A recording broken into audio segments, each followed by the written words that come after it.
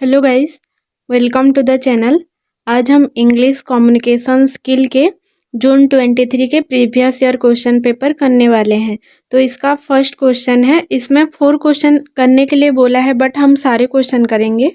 तो इसका first question है, what are the element of communication, describe each element briefly with suitable examples. तो communication के elements वगैरह क्या क्या होते हैं। इसमें ना 2 पर्सन इन्वॉल्व होते हैं, एड्रेसर और एड्रेसी। मतलब एक सेंडर होगा, एक रिसीवर होगा। सेंडर होगा जो कि इनिशिएट करेगा कम्युनिकेशन पे।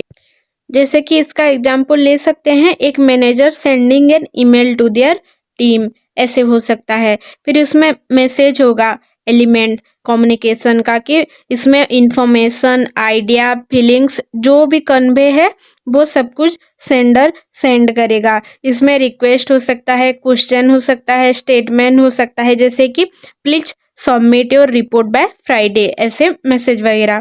फिर एक चैनल होगा, मतलब एक मीडियम जिसके थ्रू मैसेज ट्रांसमिट होगा। उसमें वर्बल हो सकता है, नॉन वर्बल हो सकता है, रिटन हो सकता है, विजुअल हो सकता है। वर्बल पे क्या होगा कि फेस टू फेस कॉन्वर्सेशन होगा, फोन कॉल वगैरह हो सकता है, या वीडियो कॉन्फ्रेंस जिसमें आप मुंह से बोलोगे। फिर नॉन वर्बल पे क्या होगा कि फेशियल एक्सप्रेशन वगैरह, body language, tone of voice.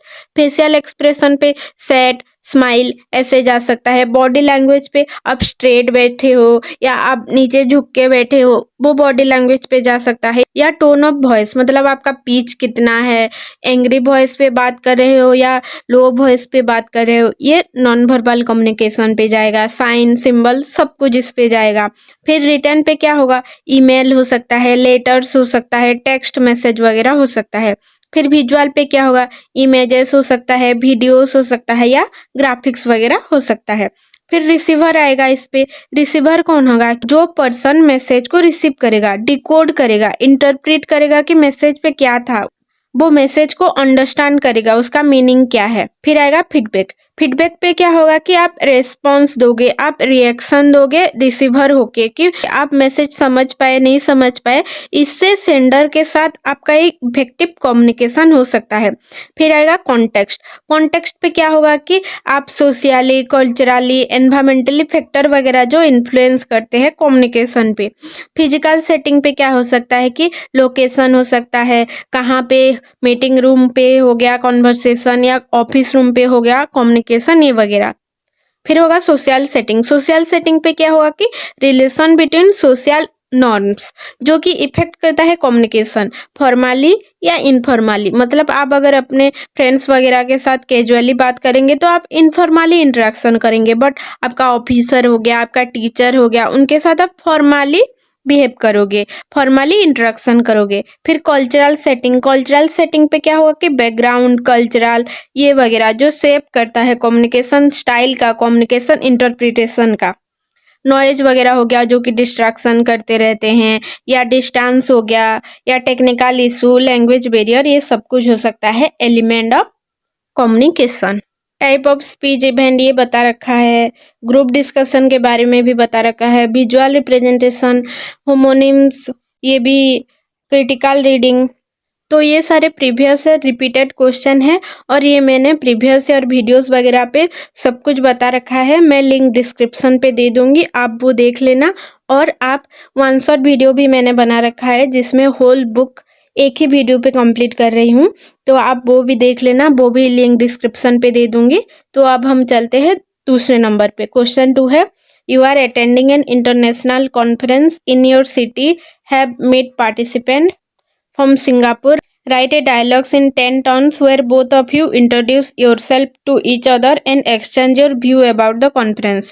Singapore वाला एक क्वेश्चन प्रीवियस ईयर पे था, मैंने उसमें सिंगापुर के बारे में बताया था, तो आप वो भी यहाँ पे ऐड कर सकते हो। और ये जो introduce yourself to each other, ये वाला भी प्रीवियस ईयर क्वेश्चन है, उसमें मैंने बता रखा है कि कैसे इंट्रोड्यूस करोगे एक दूसरे को, तो वो भी आप इस पे लिख सकते हो। तो ये भी मैं स्किप करती हूँ, दूसरे नंबर पे चलते हैं।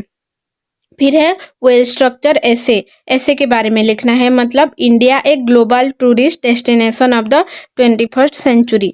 इंडिया के बारे में आप लिखोगे कि ये कैसे ग्लोबल टूरिस्ट डेस्टिनेशन हो सकता है।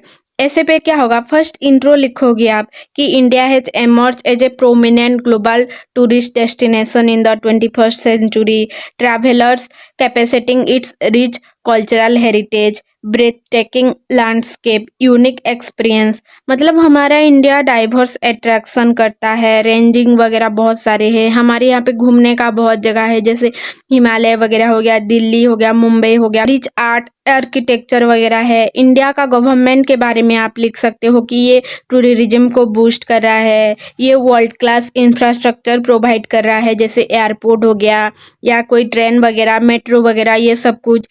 ये सस्टेनेबल टूरिज्म को प्रैक्टिस कर रहा है, ये स्वदेश दर्शन स्कीम वगैरह ला रहा है। इसमें आप अच्छे से डेवलपमेंट, स्पिरिचुअल हेरिटेज वगैरह को देख सकते हो।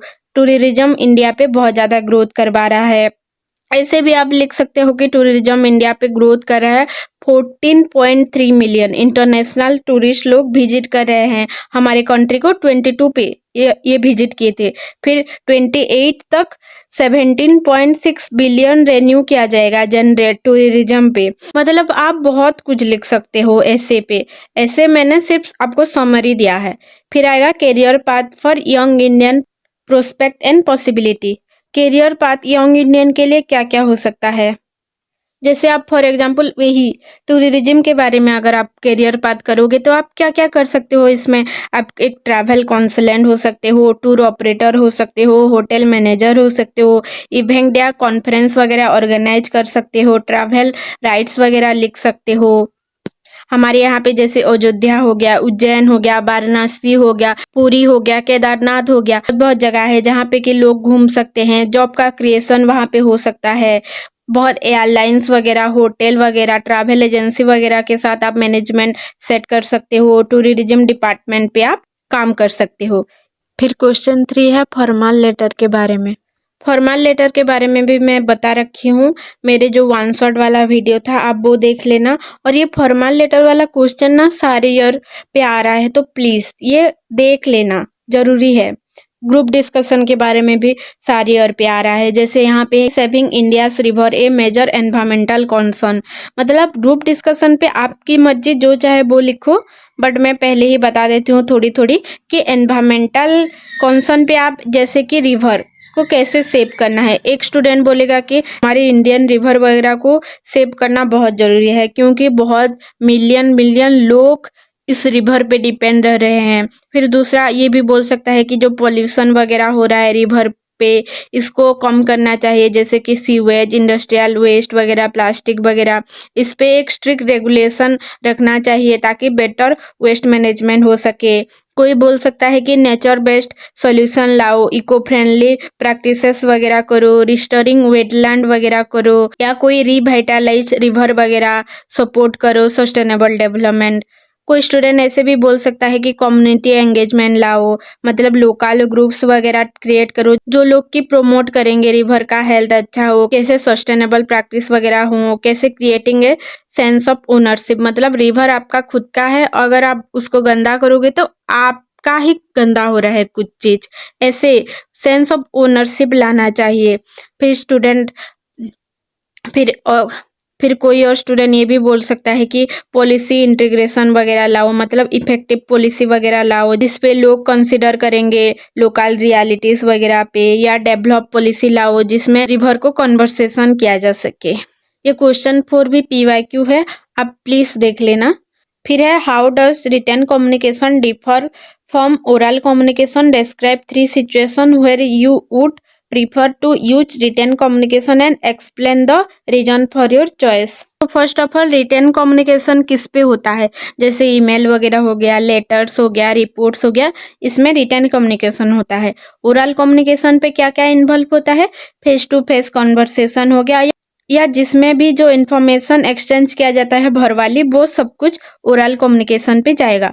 तो इन दोनों में डिफरेंस क्या है, इन दोनों में डिफरेंस है कि रिटन कम्युनिकेशन पे प्रोवाइड किया जाता है एक permanent record, but oral communication पे टेम्परेरी होता है। आपने कुछ बात बोल दिया, ये हो गया, ये टेम्परेरी रहेगा, बट रिटन कम्युनिकेशन पे आपने अगर कुछ लिखा है तो ये परमानेंट रहता है। फिर फीडबैक हो गया, ओरल कम्युनिकेशन पे आप इमीडिएट फीडबैक दे सकते हो, बट रिटन कम्युनिकेशन पे फीडबैक बहुत लेट होता है।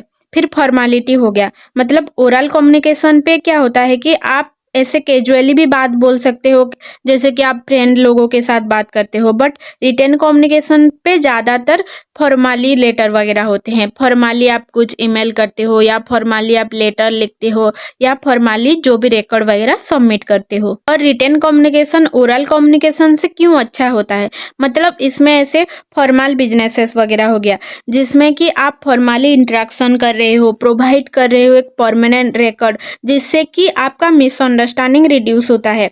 या कॉम्प्लेक्स इन्फॉर्मेशन हो गया, अगर आप कोई कॉम्प्लेक्स इन्फॉर्मेशन रिटन वे पे दोगे तो उसमें ना रेसिपिएंट रिव्यू अच्छे से कर सकता है, वो इन्फॉर्मेशन इजीली समझ सकता है। फिर लीगल मैटर्स हो गया, लीगल मैटर पे ओरल कम्युनिकेशन नहीं किया जाता, रिटन कम्युनिकेशन किया जाता है, क्योंकि उसमें क्रूशियल लीगल डॉक्यूमेंट वगैरह होते हैं। और रिटन कम्युनिकेशन पे एक परमानेंट रिकॉर्ड रहेगा, क्योंकि आप उसमें लिखोगे आपका डॉक्यूमेंट बहुत क्लियर और बाइंडिंग वे पे। ये क्वेश्चन पेपर भी कंप्लीट हो गया। और मैंने ऐसे प्रीवियस ईयर के जैसे जून 22 दिसंबर 22 मतलब ऊपर ऊपर क्वेश्चन देखे, तो उसमें बहुत ज़्यादा मतलब प्रीवियस ईयर रिपीटेड क्वेश्चन है। तो आप इतना भी अगर प्रीवियस ईयर प्रैक्टिस करके जाओगे तो आपका एग्जाम बहुत अच्छा होगा। और प्लीज़ मैंने जो भी वीडियो प्रीवियस ईयर का अपलोड किया है सब कुछ देख लेना, मैं डिस्क्रिप्शन पे लिंक दे दूंगी या प्लेलिस्ट का ही लिंक दे दूंगी, आप प्लेलिस्ट पे सब कुछ देख लेना। और आपको अगर ये वीडियो अच्छा लगा तो please like share subscribe and comment, और नोटिफिकेशन भी ऑन कर दीजिएगा, ताकि आपका जो नेक्स्ट एग्जाम का प्रीवियस ईयर क्वेश्चन वीडियो मैं लाऊंगी आपके पास नोटिफिकेशन जा पाए। जो BPSC 104 to 1 ये वगैरह सब कुछ मैं प्रीवियस ईयर क्वेश्चन पेपर का वीडियो लाऊंगी, तो प्लीज़ सब्सक्राइब एंड नोटिफिकेशन भी ऑन कर देना। Thank you for watching.